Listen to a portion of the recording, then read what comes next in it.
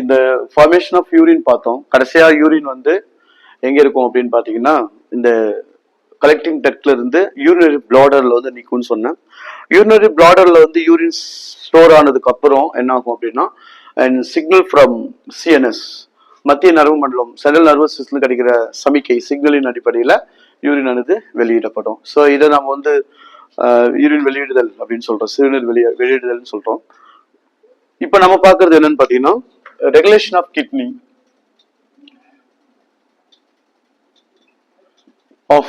Kidney சிறுநீரகத்தினுடைய ஒழுங்குபாடு இது என்னென்னலாம் role பண்ணுது, குறிப்பா வந்து ரெகுலேஷன் கிட்னி வந்து என்ன ரெகுலேட் பண்ணுது அப்படின்னா நம்மளுடைய எல்லா பிசியாலஜிக்கல் ஆக்ஷனோடையும் கிட்னிக்கு வந்து ஒரு நெருங்கிய தொடர்பு இருக்கும். ஸோ இதுல வந்து ஹார்ட்,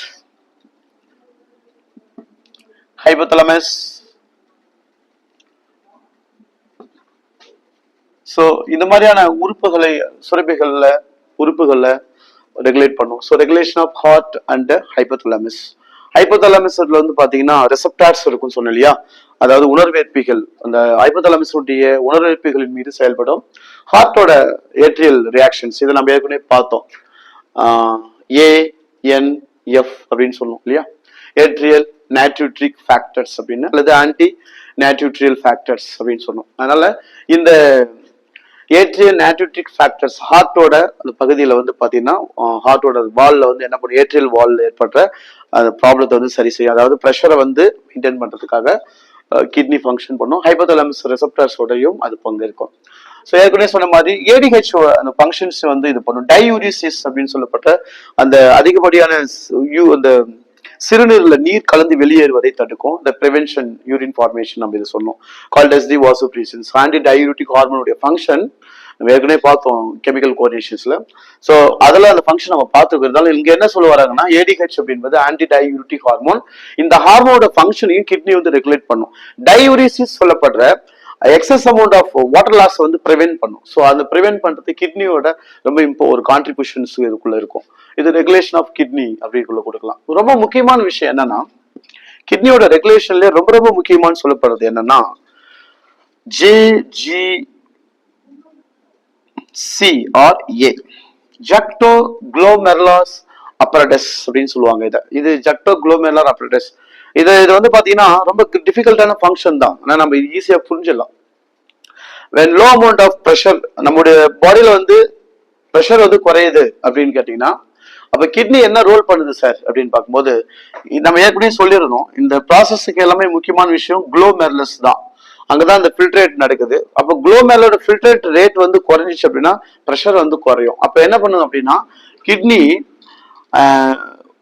இந்த நேரங்கள்ல என்ன பண்ணும் அப்படின்னு பார்க்கும்போது ஆஞ்சியோடென்சின் ஒரு மெக்கானிசம் ஒன்று இருக்கு, எப்பயாவது கேள்விப்பட்டிருப்பீங்கன்னு நினைக்கிறேன். அப்ப என்ன பண்ணுதுன்னா ஜேஜி செல்ஸ் ஆக்டிவேட் பண்ணுது, ஜக்டோக்ளோமெருலஸ் செல்ஸ் ஆக்டிவேட் பண்ணி ரெனின் சொல்லப்படுற ஒரு ஹார்மோனை, அதாவது இது என்ன ஹார்மோன்னா லிவர்ல ஃபார்ம் ஆகுற ஒரு ஹார்மோனை அது என்ன பண்ணுது, ஸ்டிமுலேட் பண்ணும். இந்த ரெனின் என்ன பண்ணும் அப்படின்னு கேட்டோம்னா ஆஞ்சியோடென்சின் சொல்லப்படுற ஒரு கெமிக்கல்ல ப்ரொவைட் பண்ணும். ஆஞ்சியோடென்சின் 1 என்ற கெமிக்கல்ஸை ப்ரொவைட் பண்ணும்.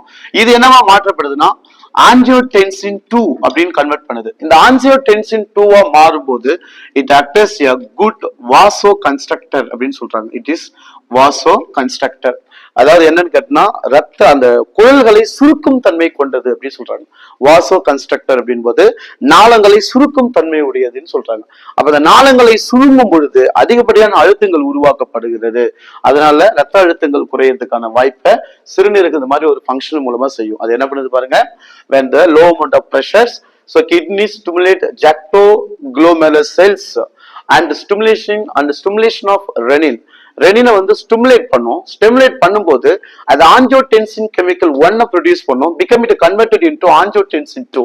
so angiotensin 2 chemicals act as a good vasoconstrictor, அதாவது நன்கு சுருங்கும் திறன் கொண்ட நாள அமைப்புகளை பெற்றிருக்கிறதுனால நாளங்களை சுருங்கும் தன்மை கொண்டிருக்கிறதுனால அதிகப்படியான அழுத்தங்கள் உருவாக்கப்பட்டு அந்த அழுத்தத்தை வந்து சரி செய்கின்ற பணிகளை தான் இந்த சிறுநீரகம் செய்கிறது.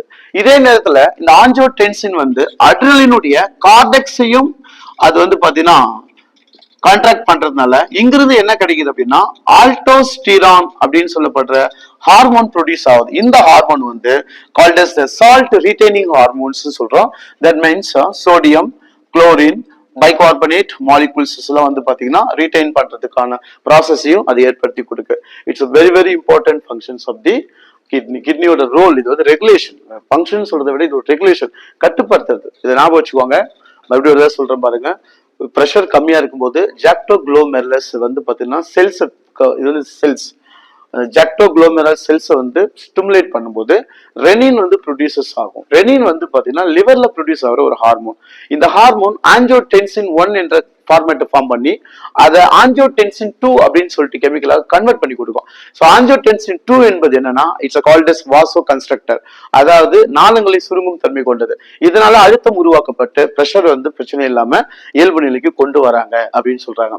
ரெண்டாவது ஆஞ்சியோடென்சின் வந்து also stimulation of the cortex of adrenal gland. அப்ப அந்த cortex of adrenal gland stimulate பண்ணும்போது, அதை தூண்டும் பொழுது ஆல்டோஸ்டிரான் சொல்லப்படுற ஹார்மோன் தோன்றுது. ஆல்டோஸ்டிரான் என்னன்னா சால்ட் ரீடைனிங் ஹார்மோன், தாதுப்புகளை தக்க வைத்துக் கொள்ளும் ஹார்மோன் சொல்றாங்க. இது சோடியம், குளோரின், பைகார்பனேட் போன்ற தாதுப்புகளை தக்க வைத்துக் கொள்வதற்கும் உதவுகிறது. That is a very important regulation of the kidneys. Next வந்து இந்த ப்ராசஸோட சேர்ந்து மிக்சரேஷன் அப்படின்னு ஒண்ணு இருக்கும், அதாவது வெளியிடுதல். இந்த சிறுநீர் எப்படி வெளியிடப்படுகிறது அப்படின்னு நம்ம ஏற்கனவே சொல்லிட்டோம். அந்த ஃபங்க்ஷன்ஸ்ல உடல்ல வந்து பாத்தீங்கன்னா எவ்வளவு கெமிக்கல்ஸ் வந்து நமக்கு ஒரு நாளைக்கு வடிகட்டும் அப்படின்னா அதிகபட்சமாக 170 to 180 லிட்டர்ஸ் வந்து ஒரு நாளைக்கு வடிகட்டும். அதுல ஒரு நிமிடத்திற்கு 125 லிட்டர்ஸ் வந்து நமக்கு வடிகட்டுன்றதை நம்ம ஏற்கனவே சொன்னோம் இல்லையா. அதிகபட்சமாக ஒரு மனிதன் 1 முதல் 1.5 லிட்டர், அதாவது 1.5 லிட்டர் சிறுநீரை தான் ஒரு நாளைக்கு என்ன பண்றான், அவன் வெளியிடுறான். ஸோ நம்மளுடைய சிறுநீர்ல தட்ஸ் கெமிக்கல் காம்போசிஷன் சொல்ற வேதி கட்டமைப்புகள் நிறைய இருக்கும். ஒரு 25 to 30 அதாவது மில்லிகிராம் ஆஃப் யூரியா இருக்கும். இந்த யூரியாவோட லெவல்ஸ் வந்து அதிகமா போனா யூரிமியா அப்படின்ற ஒரு நோயாக மாறும். In case of presence of glucose அப்படின்னா குளுக்கோசூரியா என்ற நோயாக மாறுது. ஒருவேளை அதுல கீட்டோன்ஸ் இருந்தா கீட்டோனூரியா அப்படின்னு சொல்றாங்க, அது பேரு ketonuria. In case of presence of the ketone bodies or ketone chemicals ketonuria, presence of the glucose called as glucosuria and presence of urea called as uremia அப்படின்னு சொல்றது. இதெல்லாம் வந்து பாத்தீங்கன்னா நம்முடைய சிறுநீர்ல காணப்படுற கெமிக்கல் காம்போசிஷன். இதனுடைய அளவுகள் அதிகரிக்கும் பொழுது அது நோயாக மாறும். சோ அதுதான் வந்து மிக்சரேஷன் சொல்லப்படுற நீர் வெளியேற்றத்தை பற்றி இங்க சொல்றாங்க. இதுல லாஸ்ட் பாயிண்ட்ஸ் என்ன அப்படின்னு கேட்டா சிறுநீரகத்தினுடைய பணிகள் தனிப்பட்ட முறையில் அது என்னென்ன ரோல் பண்ணுது அப்படின்னு பார்ப்பாங்க. கடைசியா டிசார்டர்ஸ், இந்த சிறுநீரக பாதையில அதாவது சிறுநீரக மண்டலத்தில் ஏற்படுற நோய்கள் என்ன அப்படின்றத நம்ம பார்க்கலாம் இப்போ. ரைட், இப்போ இந்த பாடத்தினுடைய கடைசி பகுதி நம்ம சொல்லிட்டு இருந்தோம். அதாவது இது வந்து ரெகுலேஷன் ஆஃப் கிட்னி, அதாவது கிட்னியோட செயல்முறை ஒழுங்குபாடு, அதாவது பணிகள் எல்லாமே தான் இதுக்குள்ளே நம்ம வந்துருவோம். அது எல்லாமே தனியா பணிகள் கிடையாது. ஆனா என்ன ரோல் கேட்பாங்க அப்படின்னா, அதாவது கிட்னி இல்லாத மற்ற உறுப்புகளும் வந்து பாத்தீங்கன்னா கழிவு நீக்க பணிகளை நம்ம உடல் செய்யுது. அதாவது excretory functions of other organs without kidney. சிறுநீரகம் இல்லாமல் உடலில் பிற உறுப்புகளும் கழிவு நீக்க பணிகளை மேற்கொள்கிறது அப்படின்றதுதான் அது. ஸோ மற்ற பணிகள்லாம் இதுலயே கொடுத்துட்டோம். இப்போ நம்ம இதுல என்னென்ன கொடுத்து regulation of kidneys also called as role. அந்த ரோல் எல்லாம் எதிரே வரும். Heart and hypothalamus receptor functions, அதுக்கப்புறம் நேட்ரிட்ரிக் ஃபேக்டர் ஃபங்க்ஷன்ஸ் கொடுத்துருக்கோம். ஏடிஹெச்சோட ஃபங்க்ஷன், குறிப்பா வந்து ஆஞ்சியோடென்சின் இதை கொடுத்துருப்பாங்க. ஆஞ்சியோடென்சின் இந்த ஃபங்க்ஷன் வந்து பாத்தீங்கன்னா எப்பயாவது கேட்பாங்க. இந்த ப்ராசஸ் வந்து ஆஞ்சியோடென்சின் குளோமெருலஸ் இன்ட்ராக்ஷன்ஸ் தான் இது. ஸோ இது ரொம்ப ஞாபகம் வச்சுக்கணும். இது அடிக்கடி கேட்பாங்க. இந்த பார்ட்டு மறந்துடக்கூடாது. ஜாக்டோக்ளோமெருலார் அப்பரேட்டஸ் அப்படின்னு சொல்லுவாங்க இதை. இந்த ப்ரெஷர் குறையும் பொழுது கிட்னி என்ன பண்ணுன்னா ஜாக்டோக்ளோமெருலர் செல்ஸை வந்து ஸ்டிமுலேட் பண்ணும்போது ரெனின் ஃபார்ம் ஆகுது.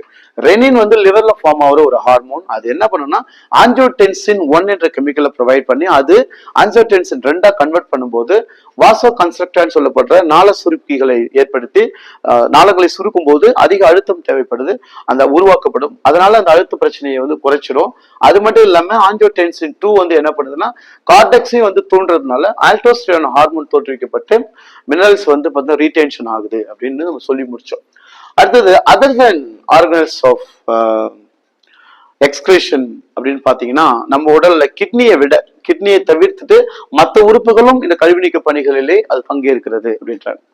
சோ அப்ப அது என்னென்ன உறுப்புகள் அப்படின்னு நம்ம பார்க்கலாம். என்னென்ன உறுப்புகள் வந்து பங்கேற்கும் அப்படின்னு சொன்னா லங்ஸ், லிவர், அதுக்கப்புறம் என்ன கொடுக்கலாம் அப்படின்னு பார்த்தீங்கன்னா ஸ்வெட் கிளாண்ட், அதுக்கப்புறம் வந்து பார்த்தீங்கன்னா ஆயில் கிளாண்ட், நுரையீரல், கல்லீரல், வேர்வை சுரப்பி, இது வந்து எண்ணெய் சுரப்பின்னு சொல்லுவாங்க. செபேசியஸ் கிளாண்ட்னு சொல்றது, இது செபேசியஸ் கிளாண்ட் அப்படின்னு சொல்லுவாங்க. இப்ப லங்ஸ் என்ன கழிவுகளை மேற்கொள்ளுது, லிவர் என்ன கழிவுகளை மேற்கொள்ளுது அப்படின்னு பார்க்கலாம். லங்ஸ் வந்து நம்முடைய உடல்கள்ல ரொம்ப ஒரு என்ன சொல்ல முடியாது, ரீப்ளேஸ் பண்ண முடியாத அளவுக்கு ஒரு நல்ல உறுப்பு அது. அது நம்முடைய ஒவ்வொரு வினாடியும் நம்முடைய உயிரை தான் பாதுகாத்துட்டு இருக்கு.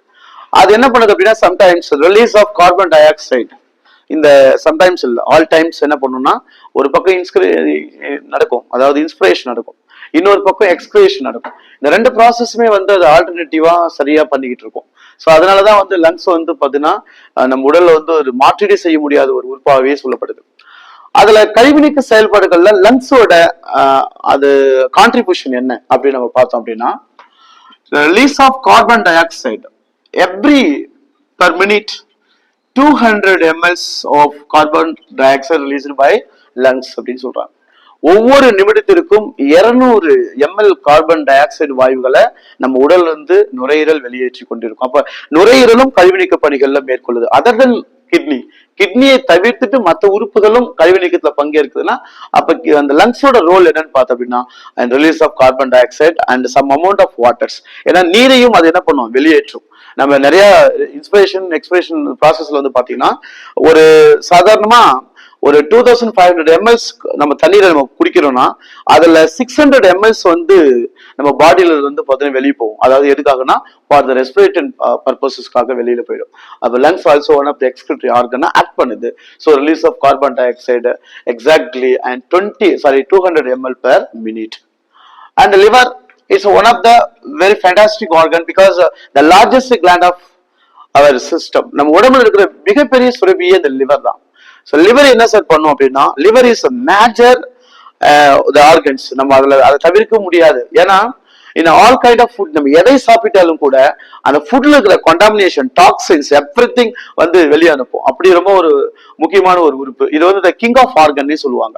உறுப்புகளிலே வந்து ராஜா அப்படின்னா அது இந்த லிவர் தான் சொல்ல முடியும். ஏன்னா அவ்வளவு ஃபங்க்ஷன்ஸ் வந்து செய்யும். எஸ்பெஷலி இது என்னென்ன கெமிக்கல்ஸ் வந்து நமக்கு கழிவுகளை வெளியே அனுப்புது அப்படின்னு கேட்டீங்கன்னா பிலிருபின்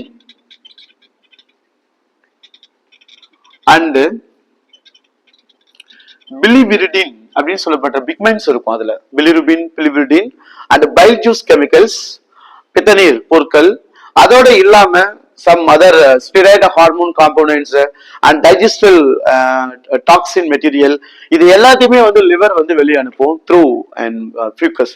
மலத்தின் வழியாவே நம்ம உடம்புல நிறைய கழிவுகள் வெளியேற்றப்படுறதுல லிவரும் ஒரு முக்கியமான விஷயம். ஸோ லிவர் கெட்டு போச்சுன்னா உயிர் இருக்காது, அவ்வளவுதான். அவ்வளவு முக்கியமான ஒரு உறுப்பா செயல்படும்.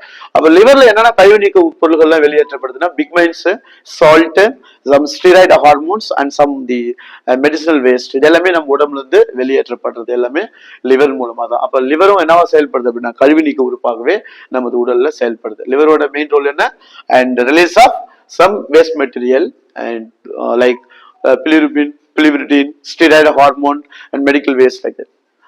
அண்ட் ஸ்வெட் கிளாண்ட், வேர்வை சுரப்பி.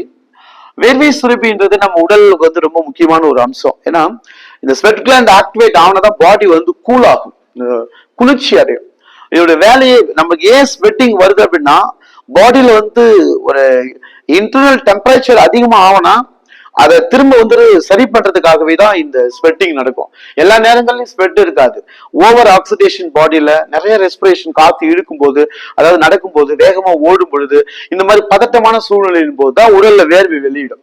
ஸோ அது எதுக்கு அப்படின்னா ரொம்ப அதிகப்படியான வெப்பத்தை குளிர்விப்பதற்கான ஒரு பணியை தான் ஸ்வெட் கிளாண்ட் மெயின்டைன் பண்ணும். அப்படி அந்த ஸ்வெட்ல இருந்து வர அந்த வேர்வையிலிருந்து வர கெமிக்கல் என்னவா இருக்கும் அப்படின்னா லிட்டில் அமௌண்ட் ஆஃப் யூரியா இருக்கும், கொஞ்சம் யூரியா இருக்கும், வேற லாக்டிக் ஆசிட்ஸ் இருக்கும்.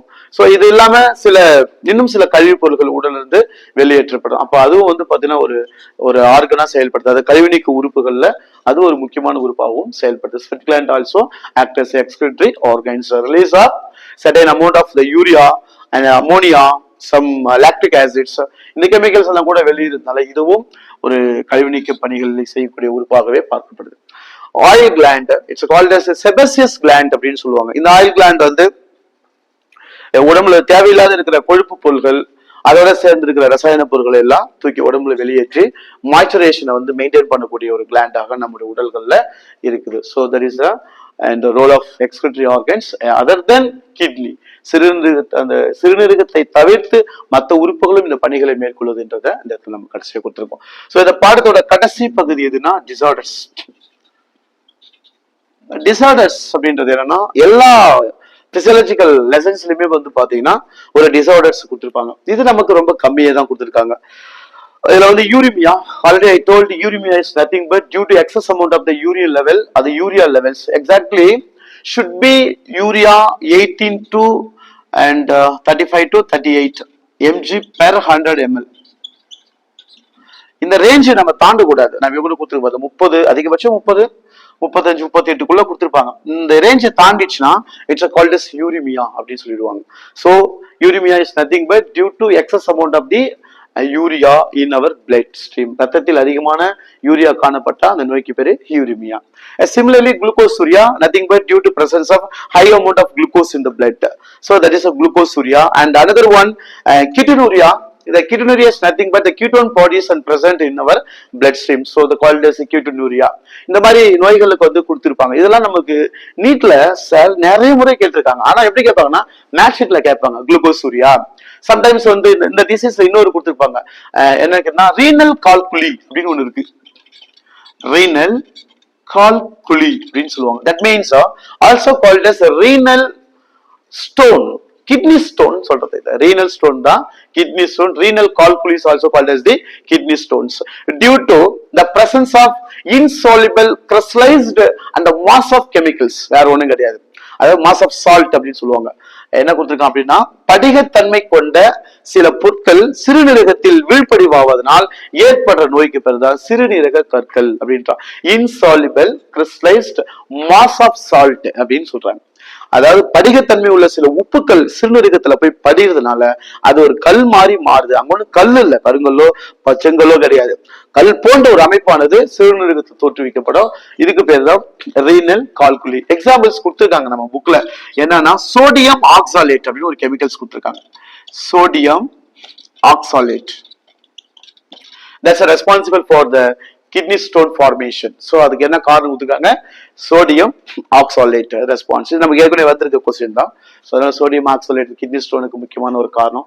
இந்த அனதர் டிசீஸ் என்ன சார் அப்படின்னா ரீனல் ஃபெயிலியர் அப்படின்னு ஒன்று இருக்கு. சிறுநீரக பழுதடைதல். ஸோ ரீனல் ஃபெயிலியர் அப்படின்றது there is a two way, ரெண்டு வழியில நடக்கும். ஒன் இஸ் அக்யூட், இன்னொன்னு வந்து பாத்தீங்கன்னா another type of renal failure is called as the chronic. குரோனிக்காவே அக்யூட்டாவே இருக்கும். சம்டைம்ஸ் வந்து அதாவது மெதுவாக பழுதறிதல், வேகமாக சிறுநீரகம் பழுதறிதல் சொல்லிட்டு ரெண்டு டைப் கொடுத்துருக்காங்க.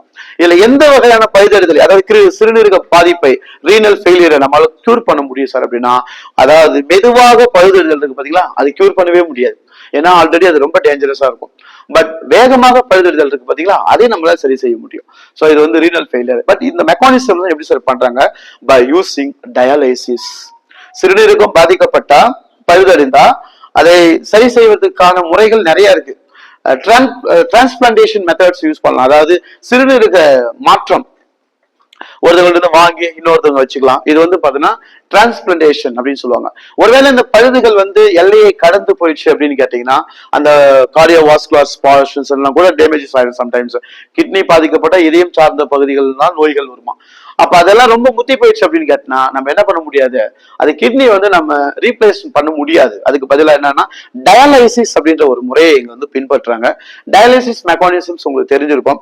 ஒரு எக்யூப்மெண்ட்ஸ் இருக்குது லெபார்டரிஸ்ல. அதுல வந்து ரெண்டு கனெக்டிவிட்டி இருக்கும். நம்ம கிட்னில பார்த்தோம்னா அஃபரண்ட் எஃபரண்ட் டியூபிள்ஸ் மாதிரி ஒரு ரெட் கலர் இருக்கும், ஒரு ப்ளூ கலர் ஒன்று இருக்கும். அந்த ப்ளூ கலர் வெயில்ல கனெக்ட் பண்ணிருக்கோம், ரெட் கலர் வந்து பாத்தீங்கன்னா ஆர்டரியில கனெக்ட் பண்ணிருக்கோம்.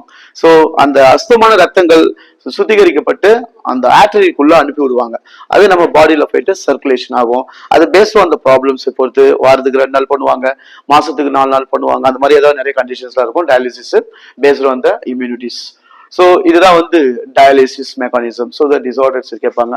லாஸ்ட் டிசீஸ் இருக்குது என்னன்னா குளோமெருலர் நெஃப்ரிட்டிஸ் அப்படின்னு ஒரு நோய் இருக்குது. So glomerular nephritis nothing but due to enlargements or inflammation of the kidneys. சிறுநீரகங்கள் வீக்கம் அடைதலுக்கு தான் குளோமெருலர் நெஃப்ரைட்டிஸ், அதாவது சிறுநீரக வீக்கம் அப்படின்னு சொல்றாங்க. சிறுநீரக வீக்கம் ஏற்படுறதுக்கு பல காரணங்கள் இருக்குது. Food, age and some other factors also, underlying disease like that. அப்ப எவ்வளவு காரணங்கள் இங்க நம்ம முன்னெடுக்கலாம். So that is lessons very important. இதுல நிறைய கொஸ்டின்ஸ் வரும். நான் அது உங்களுக்கு ரொம்ப கீ கொடுத்துருக்கிறேன். அழகா அதை ரீப்ளேஸ் பண்ணிட்டீங்கன்னா ரொம்ப உதவிகரமா இருக்கும் உங்களுக்கு தேர்வுக்கு. ஓகே, அதுல